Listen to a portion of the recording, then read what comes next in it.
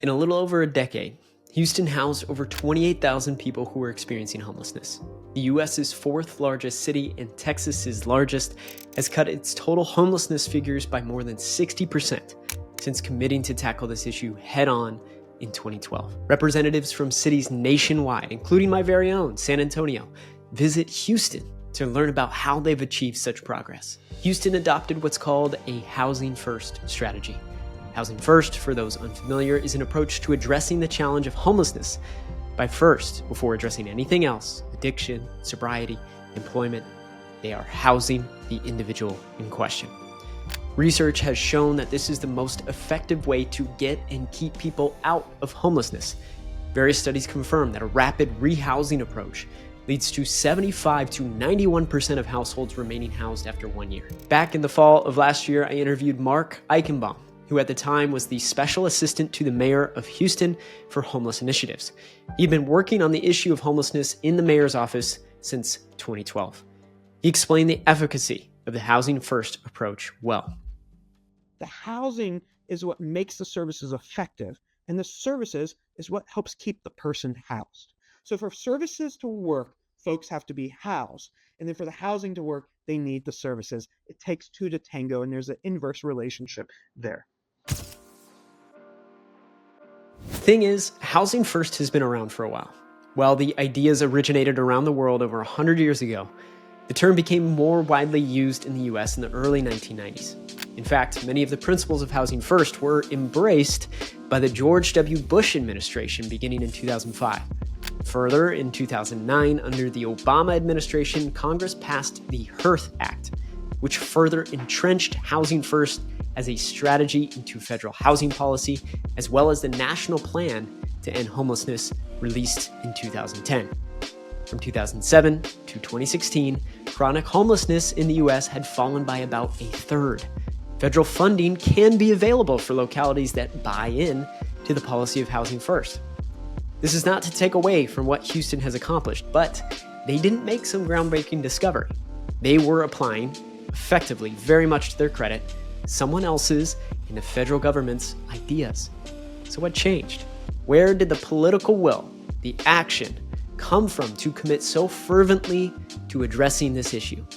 How did Houston go from just the available know-how to knowing how to do what's good? Connection.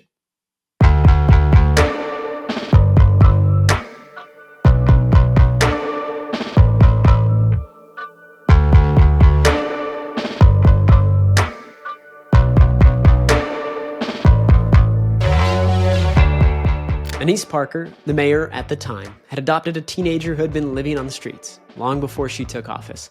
In the New York Times profile in 2022 on Houston's accomplishments, Parker said, "Through our son, I had an up-close and personal look at what life was like for somebody on the streets who was treated as disposable." For Parker, this issue was personal. She saw firsthand how somebody in this situation struggles and experiences countless barriers to remedy their situation. And so, political will was irrelevant. She had a personal will to address this problem and much greater empathy for those suffering. And so, on Houston went to become an example with model policy and infrastructure and coordination to address the issue of homelessness better than any other large city in the United States. The city, public, private, and nonprofit partners came together to solve this problem. And Mark, in our conversation, explained to me his belief why. I think it is pretty cultural here. And it might be because of the number of times we had to come together as a community to respond to crises. In the past 8 years, there's been 7 federally declared natural disasters and crises in Houston. And so it's kind of like muscle memory to us nowadays, where we do come together. We're used to working together, even with people we don't always agree with, even people we don't always get along with. It is built into our DNA that we do come together to solve big challenges and big issues. If a hurricane was to hit a city, and an earthquake was to hit a city, or you name whatever natural disaster, I guarantee you, everybody would be putting aside their differences and coming together as one. We should have that same mentality with major social issues like homelessness. It is a crisis. And we need to all come together, and we need to about being a barrier buster and overcoming all challenges, because this is a crisis and it can become even a bigger crisis if we don't come together and act now. People care about issues when they are close to them. People collaborate together when they acknowledge they are collectively part of the same group, a community. Facts are almost irrelevant, or they become relevant after some connection opens up a pathway for us to receive them.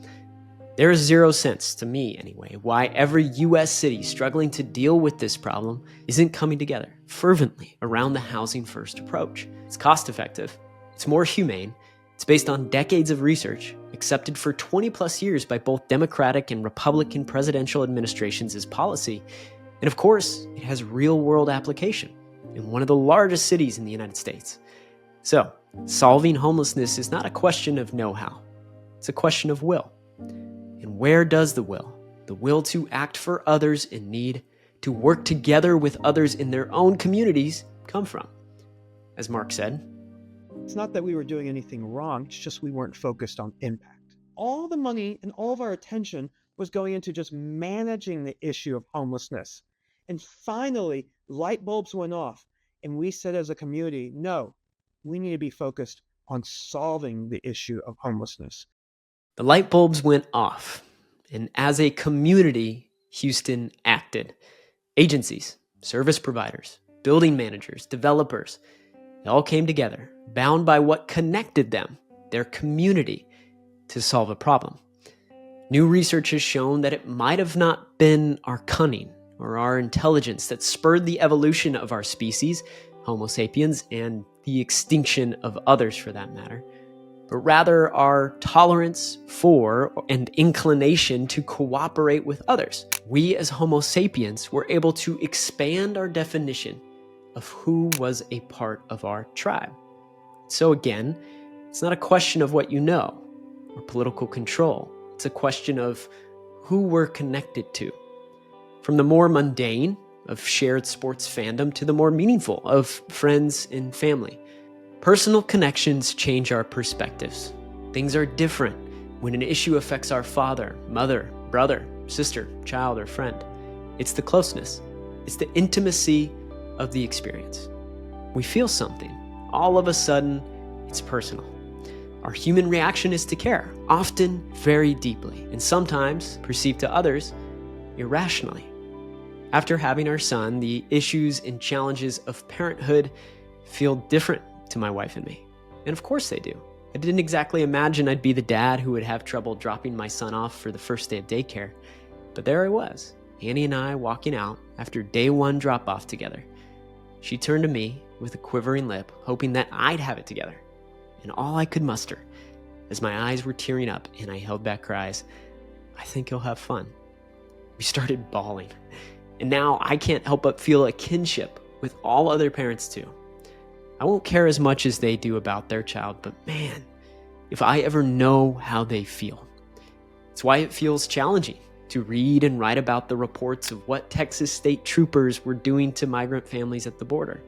Parents with young children, in some cases still nursing babies, in what might be the most vulnerable moment in their lives, being denied water, and in some instances, literally pushed back into the Rio Grande. It's shocking. It's horrendous. I can't help but feel like those actions are a product of an era possessed, like Germany in the 1930s and 40s. So inexplicably inhuman. We'll still be asking 100 years from now, but how could people possibly do that? People don't care about issues or people they aren't connected to. Without connection, at a minimum, we don't empathize. And at a maximum, like we see at the US-Mexico border, without connection, we villainize.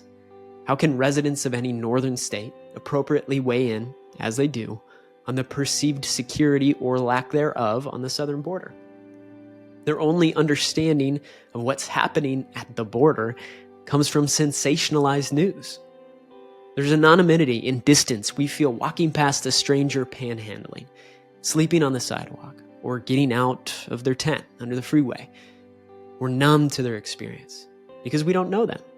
While we all might feel some guilt that we can temporarily ignore, we're nowhere near feeling personally connected to who they are and what struggle they are going through.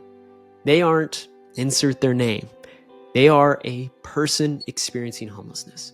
But they, too, were someone's baby. They, too, are someone's father, mother, brother, sister, or friend. We don't always make the right decision or do what's best, but we sure as shit try to take care of our own backyard, our own families, and lend a hand to our friends. Hope to be a good neighbor.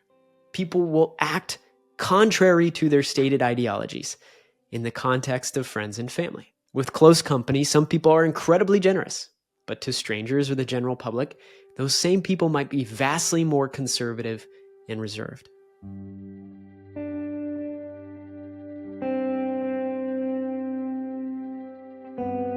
It seems there are two competing characteristics of human nature that we are teetering between. One is that personal connection to someone or something will have us act almost irrationally in service, support, or protection of it. And in the inverse, if we put distance between ourselves and a problem, person, etc., at a minimum, we're apathetic. And at a maximum, as history shows, we can be inexplicably inhumane. This explains why the late French oceanographer Jacques Cousteau said, "People protect what they love," and why author and environmentalist Paul Hawkins stresses the importance of finding out where you live. The more we learn about the world or our community, the more driven we'll be to care for it. The more we know about someone or something, the more connected we feel. So, should the senior citizens mainlining TV news who live an afternoon's drive from the Canadian border visit Eagle Pass in Texas? Should the CEOs and board members of multinationals visit their factories in Bangladesh, Vietnam, China, and elsewhere? Should tech CEOs pay a visit to the cobalt mines in the Congo? Sure, it could help. We could see more humanity in how we vote and what business decisions we make. But we have to be honest with ourselves. Those one-off experiences, too, are fleeting. And for some, they are theatrical. And is it really practical? Sure. The CEO's stopover trip to the Bangladeshi factory might be impactful. But what will they know what it's like to live their lives? Can we, or should we, get everybody concerned about the border on a bus or flight down to the Rio Grande Valley? No, of course not. So what do we do instead? We design for and address these challenges with connection in mind. With shorter, less complicated supply chains, CEOs and business leadership may be more empathetic to workers on the factory floor. Or rather, the opacity and complexity of the global marketplace can no longer be an excuse. If those in positions of political power, resources, and influence asked those experiencing homelessness what might help them, maybe long ago, some of those folks would have told them a home. Maybe as these families come to our border, we should ask them what they need and why they are here. Not assume we know, or worse, assume they're here to take something from us. It's in our nature to want to do good, be good, and help others. But all the same, our nature is greatly affected by our proximity, connection, or lack thereof. Just as it's hard to maintain relationships with friends who move away, connection fades with distance, literally or figuratively, and apathy or inaction arrives in its place. So instead of counting on appealing to the heart and soul of the corporate CEO or the North Dakotan concerned about the crisis at the southern border, what might we do instead? As the principle of Occam's razor reminds us, the simplest explanation is usually the best one.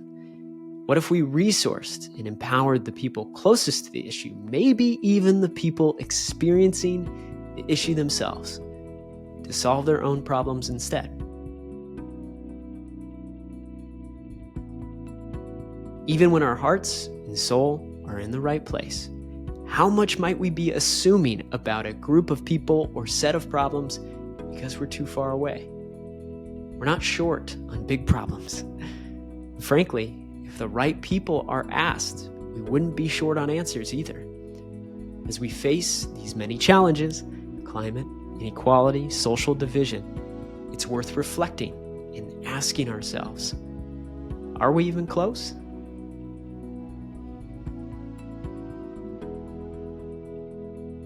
All right, y'all, that's a wrap. I hope you enjoyed this episode of Ensemble Texas. If you did, then I can't help but recommend a story about Austin, Texas, the live music capital of the world, and how that city has reckoned with rapid growth, development, and a change or a challenge to its culture. You can find that video linked on screen or in your description below. All right, y'all, until next time.